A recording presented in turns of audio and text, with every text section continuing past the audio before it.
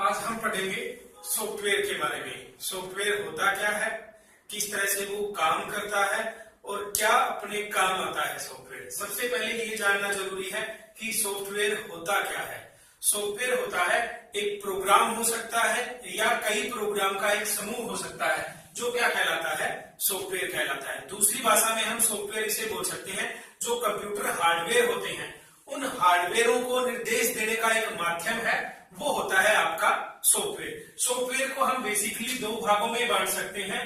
पहला जो भाग होता है सॉफ्टवेयर का, वो होता है सिस्टम सॉफ्टवेयर।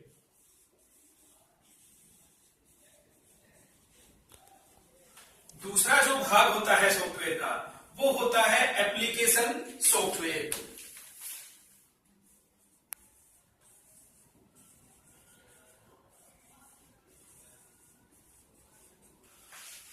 अब सबसे पहले जो सॉफ्टवेयर आता है वो आता है सिस्टम सॉफ्टवेयर। देखो, सिस्टम सॉफ्टवेयर का अर्थ ये होता है कि सिस्टम का अर्थ क्या होता है, कोई भी तंत्र, कंप्यूटर सिस्टम को चलाने के लिए जो सॉफ्टवेयर बनाए जाते हैं वो सिस्टम सॉफ्टवेयर होते हैं।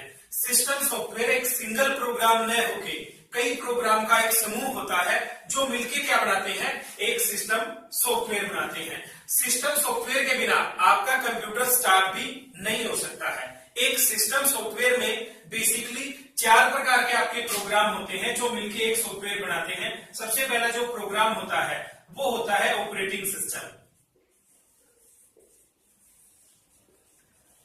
दूसरा जो प्रोग्राम होता है यूटिलिटी प्रोग्राम। तीसरा होता है लैंग्वेज ट्रांसलेटर और चौथा लास्ट प्रोग्राम होता है आपका डिवाइस ड्राइवर।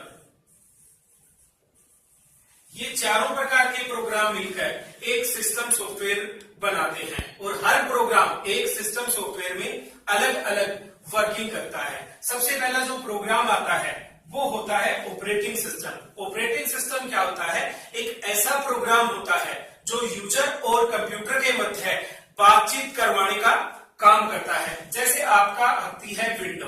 विंडो क्या है, एक ऑपरेटिंग सिस्टम है जो कंप्यूटर और यूजर के मध्य इंटरफेस करवाती है। अगर आपके कंप्यूटर में ऑपरेटिंग सिस्टम नहीं है तो आपका कंप्यूटर स्टार्ट नहीं होगा।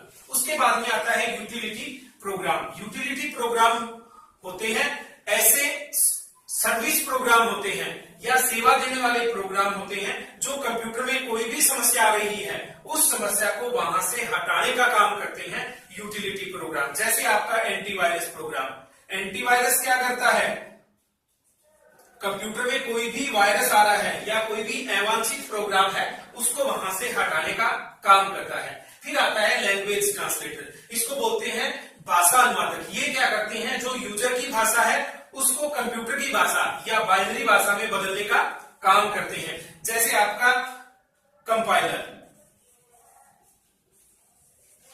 लास्ट में होता है डिवाइस ड्राइवर। देखो, डिवाइस ड्राइवर क्या होता है कि कंप्यूटर से जुड़ने वाले प्रत्येक उपकरण का एक सॉफ्टवेयर होता है। जब तक वो सॉफ्टवेयर आप कंप्यूटर में नहीं डालोगे तब तक वो डिवाइस या उपकरण काम नहीं करेगा। वही सॉफ्टवेयर उसका क्या होता है, ड्राइवर होता है। जैसे अगर आपको कंप्यूटर के अंदर साउंड नहीं आ रहा है तो उसका आपको साउंड ड्राइवर डालना पड़ेगा। वही ड्राइवर क्या कर सकता है, आपके कंप्यूटर में साउंड लेके आ सकता है। उसके बाद में दूसरे टाइप के जो सॉफ्टवेयर होते हैं वो होते हैं आपके एप्लीकेशन सॉफ्टवेयर। एप्लीकेशन सॉफ्टवेयर को भी हम दो भागों में बांट सकते हैं। पहला जो भाग होता है वो होता है बेसिक एप्लीकेशन सॉफ्टवेयर और दूसरा होता है special application software.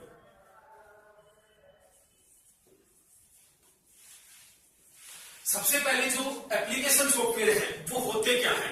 Application software होते हैं यूजर के लिए बनाए गए सॉफ्टवेयर। यूजर के पास कोई भी समस्या है, उस समस्या के समाधान के लिए जो सॉफ्टवेयर बनाए जाते हैं वो एप्लीकेशन सॉफ्टवेयर कहलाते हैं, जो सिस्टम सॉफ्टवेयर के ऊपर ही क्या करते हैं, रन होते हैं।